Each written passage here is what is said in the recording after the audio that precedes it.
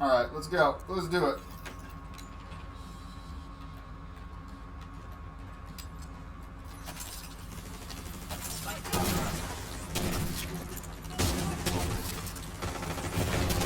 Vital signs critical.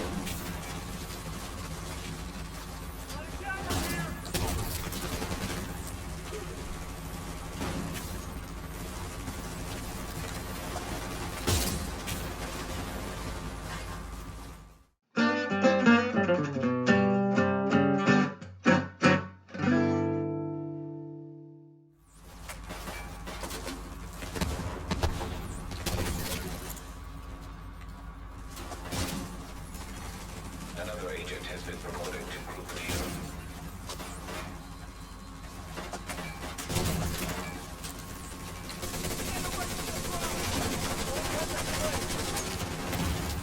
Immediate medical assistance needed.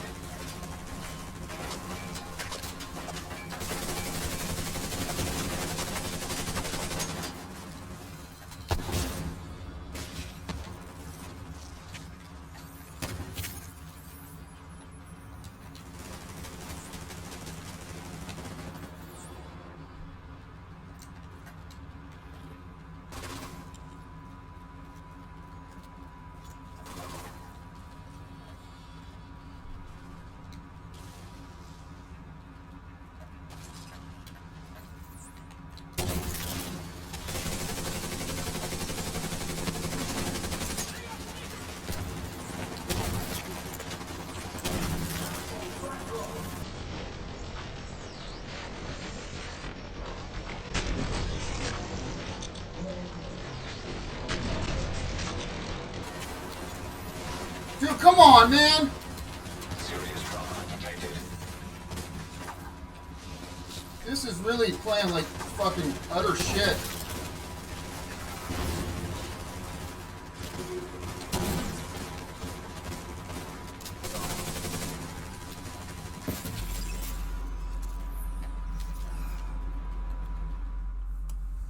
What's up, agents? How's everybody doing? Hope you're all hanging in there, being as safe as you need to be.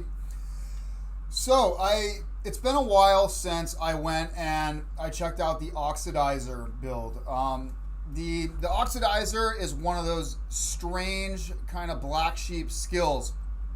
It's an area effect damage over time, but it's not a status effect. Status effect doesn't add to it at all. It's straight up a skill build, which means that it's something that seems like it'd be easy to incorporate into almost any sort of skill build.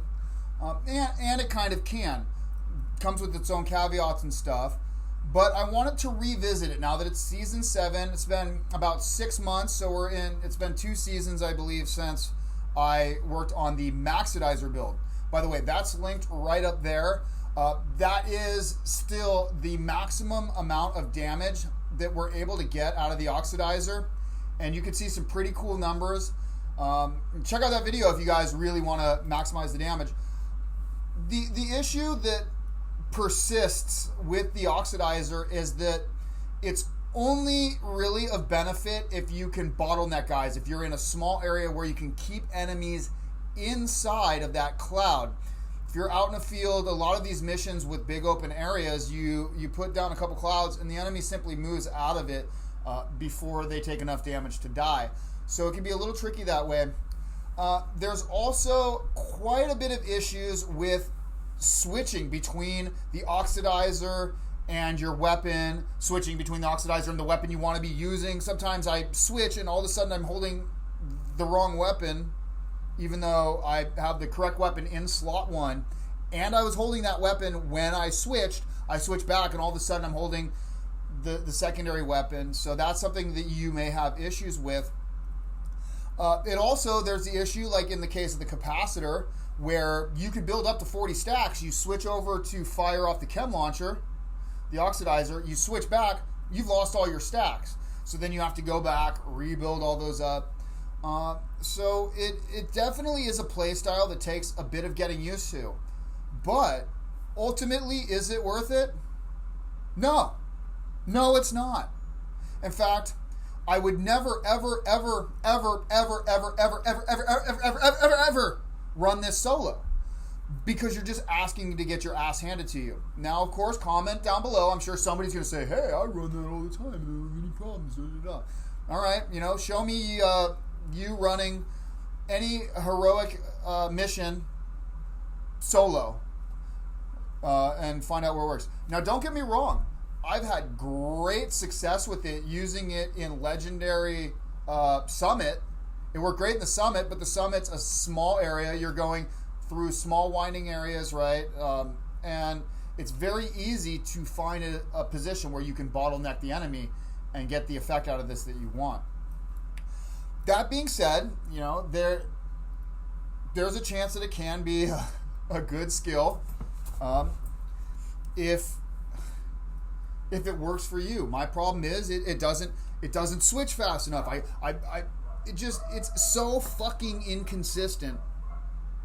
So fucking inconsistent that it more is a nuisance to me than fun switching it up. The thing is, Kay, I don't know about you guys. For me, there's a couple cookie cutter builds. The Astrone build, the Jack of all trades, Scummit build, a few other ones that are really solid builds that I switch back and forth because they work and they're fun.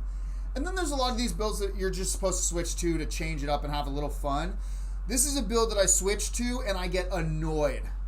So that being said, maybe it's going to work for you guys. And what I did is I decided to go away from the Oxidizer build and see if I could switch up some components to make it more friendly for overall gameplay. And I won't bullshit you, it did not work.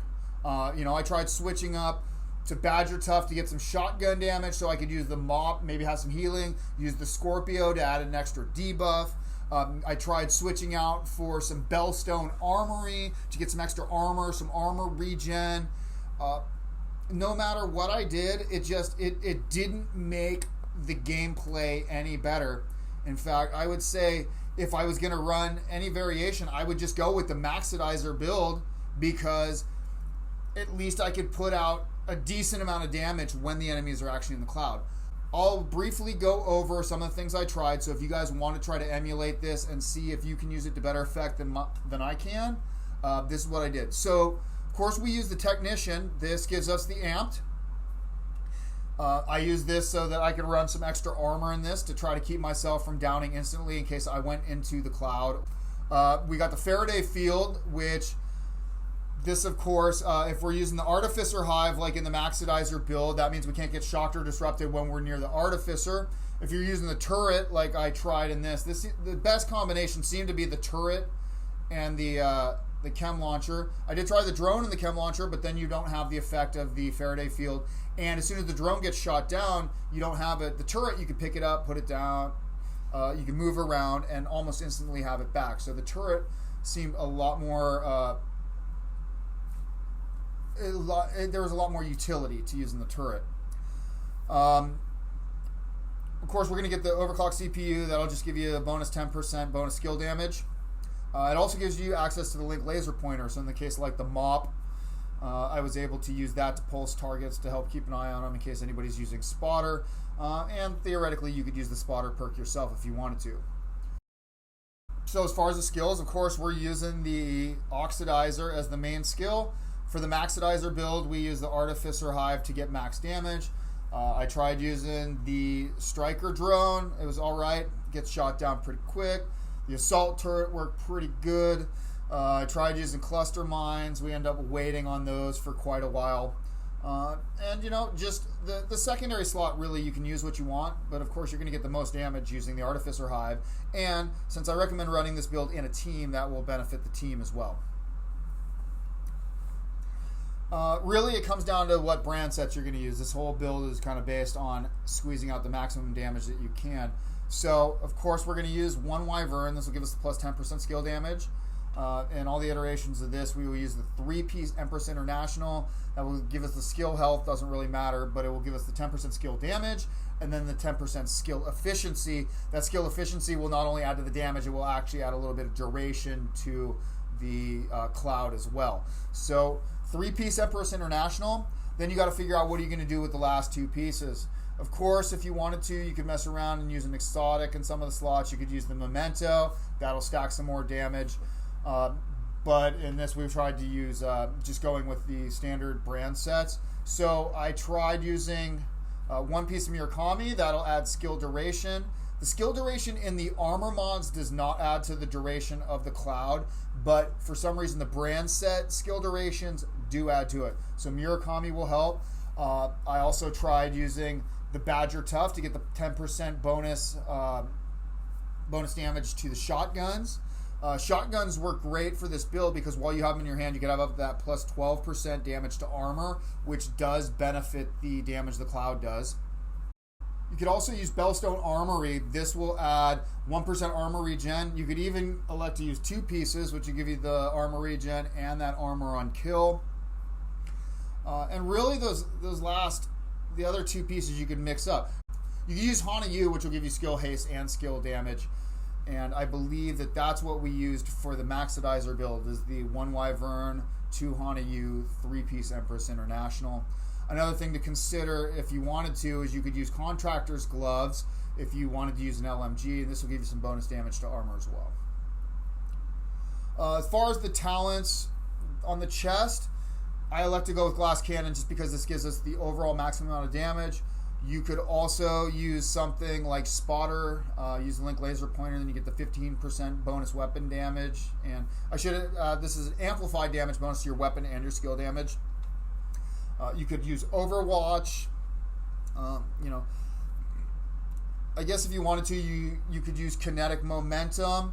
That you only get about half the benefit of it because as soon as you fire off the first charge, the Chem launcher, it will be in cooldown and you won't be building any stacks for that. So I do recommend Glass Cannon, but whatever works best for you. As far as the backpack, there's 2 choices that I think are really viable.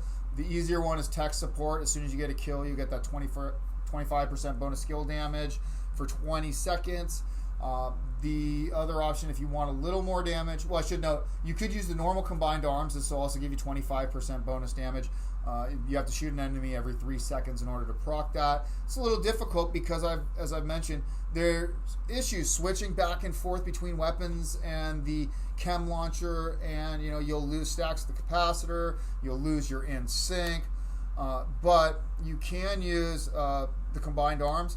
And if you're going to do that, you might as well use the Hana Yu, the force multiplier, for the perfect combined arms, and this will give you a 30% bonus. This is the largest bonus that you will get out of the backpack, other than going with the exotic, the Memento, which of course is probably the best exotic piece of armor in the game. As far as the skill mods, since the skill duration does not affect the cloud, I would just recommend running with skill haste in every slot to make sure that you get your Chem launcher back as quick as possible. And then as far as the weapons, the exotic choices, I'd go with either the capacitor. This will give you that 12% bonus armor while you're using it. Because we're stacking skill tier up, you will get a lot of bonus weapon damage that way. And it's a fairly easy weapon to use. The only caveat is every time you switch over to your Chem launcher and then switch back, you've lost all your stacks. The other exotic I would use would be the Scorpio. This is because it will add some status effects to the build. It has a bit of utility. And once you get all 7 of those hits on there, you get that bonus damage from all sources. So this can help to amplify your damage as well. As far as the named items, you could go with Perfect in Sync using the Test Subject. Unfortunately, the Test Subject does not take the Link Laser Pointer, so you can't use that in conjunction with the Test Subject. You can use the Harmony Rifle, which will take it if you like using rifles. And then the other named item that I choose to use is the Mop, and this is simply for the 10% armor on kill that you get from it, and the Mop also takes the Link Laser Pointer. The Mop also can come with up to 12% damage to armor, so this will buff your damage as well. I should note, and if you don't like any of those options, just use your favorite type of weapon with In Sync, and that will help you to maintain the highest damage numbers you can use using your favorite weapon. As far as the sidearm, I'd either run with the card or the backup boomstick. Really, you could use whatever, and I like Future Perfect. This way you have a way of overcharging if you see the opportunity to do that, and that'll buff your damage a little bit more. And really, that's about it. Unfortunately, like I said, this has always been one of those builds that I really wanted it to work well. I really wanted to find a way that I could use it solo and it would work, and it just didn't happen. If you guys find a way, let me know. It just didn't work out for me. Maybe it's just my opinion. But the only way I found it working is in a group. But if you're in a good group and you play this build strategically, it can be a great benefit to the team. And you can really use it as kind of an area denial build. Oh, that leads me to the last thing. One other option that you could do for your other skill would be to use the shrapnel traps or the shock traps. That will allow you to block an area. The shrapnel traps will be an area denial and can kill guys coming in. And of course, the shock traps work good because you can shock the enemy, then place down the oxidizer blast in that, and they'll kind of be stuck there and just keep taking that damage. So, shock trap and the oxidizer really is probably the best combo for full area denial. Well, agents, that's pretty much all there is to this. So not an amazing build, but it's in the game, so I wanted to bring it to you guys and make sure you're aware of its presence in here. Give it a shot. See what you think. Leave a comment below. Let me know how it worked out for you guys. Anyway, we're going to go back to some more efficient skill builds pretty soon. I'm going to revisit the explosive build pretty soon. We're going to see if we can't get some higher damage numbers than we've already gotten. I believe we were getting up in the almost 10 million range with the turret, with the mortar turret, so that'll probably be the next build I bring. Alright, agents, y'all take it easy. Thank you so much for watching. Do me a favor, smash that like button. If I haven't already earned your subscription, hopefully today's the day. Best thing you can do to help the channel is to share this video. You agents take it easy, and I'll catch you in the dark zone.